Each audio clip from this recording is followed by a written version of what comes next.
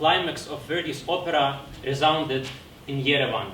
However, my gaze was focused on an abstract colors on the decorations of the hall, and my thoughts were far, far away from Yerevan. I thought about the map of invasion of Ukraine.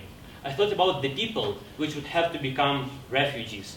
I thought about the culture that might be lost. And I thought about my family who just completed packing. But when the chorus joined in sonorous singing, I decided to distract myself and follow the story of 19th century Paris with a hope for a better ending. It was a late evening of 23rd of February 2022. In a few hours, the first rockets will be launched, starting a new war in Europe and opening a new page of my life. With the beginning of the war, a refugee from Kyiv came to my international school.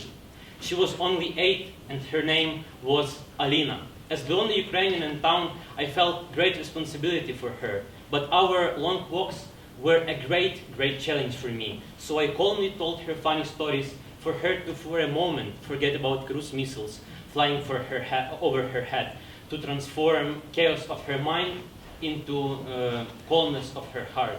Once, Alina asked me, what am I going to do after the school year will end?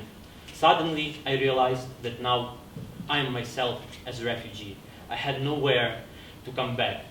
Indeed, the Ukrainians were the first ever officially accepted refugees in Japan, and I happened to be one of them, as parents of my classmate gave me an offer that became a salvation overseas for me. However, the fascination with new culture quickly was turned into the sense of loneliness, feelingness, and isolation. I felt cut off my culture, and I felt cut off my identity. I had a strong feeling that I'm wearing an invisibility cloak and no one sees me, no matter what I did. However, it all rapidly changed one day. As I was walking in Tokyo, I saw a tiny, neat Italian bakery among old traditional Japanese houses. As I entered it, I heard a very familiar note. It was climax of Verdi's opera. I felt immediately transported to Yerevan, to that night of 23rd of February, as if someone started to playing a movie in my head. I remembered about Alina, our long walks, and I suddenly realized that the only thing that I can do to stop feeling out of the place is to tell my story, to tell Alina's story, to tell Ukraine's story to as many people as possible. Together with my host family, we launched a series of meetings with Japanese media and high school children. And I told them everything about Ukraine, about its culture, cuisine. They liked cuisine more, I have to say.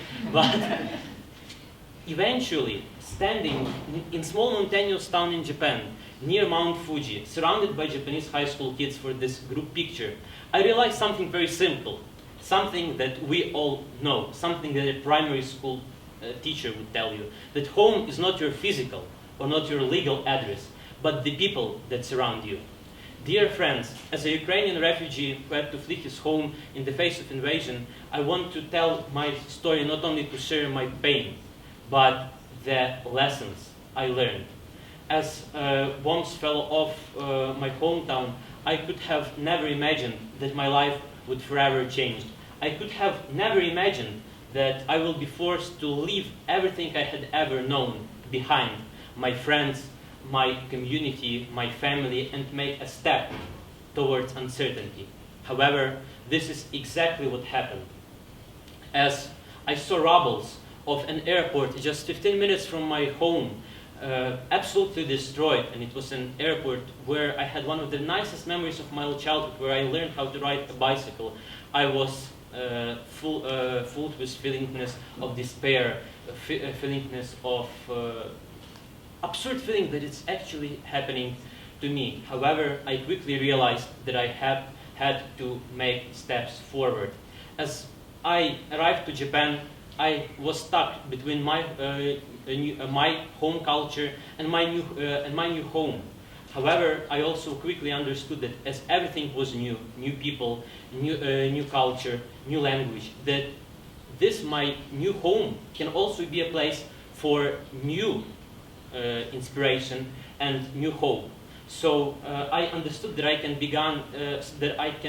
that I'm able of channeling my creativity through the chaos of my life. I started learning new language and understanding new culture. But folks, don't get me wrong, I'm still in konnichiwa level of Japanese. I started making new friends and looking for new opportunities. And first and foremost, I understood that my life can be better, that my life can be very different.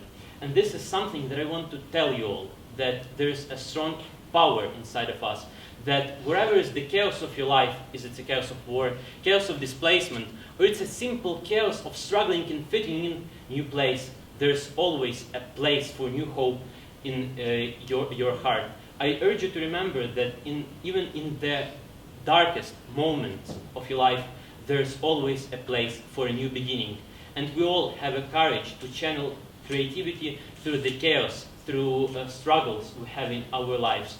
And we can find a new hope, and we will find a new hope, even if this hope is found in a tiny Japanese bakery. Thank you so much.